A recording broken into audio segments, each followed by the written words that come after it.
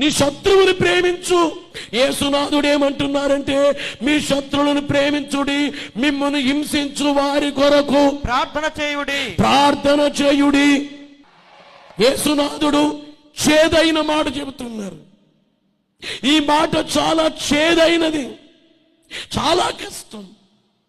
అందుకే నేను ఎప్పుడు చెప్తాను, 3 నైజాలు. 1 మానవ నైజం, 2 దైవ నైజం, 3 రాక్షస నైజం. మొదటిది ఏమిటంటే మానవ నైజం, మేలు చేసిన వారికి మేలు చేయటం మానవ నైజం. దైవ నైజం ఏమిటంటే కీడు చేసిన వారికి మేలు చేయటం. కీడు చేసిన వారికి మేలు చేయటం దైవ నైజం. రాక్షస నైజం ఏమిటంటే మేలు చేసిన వారికి కీడు చేయటం.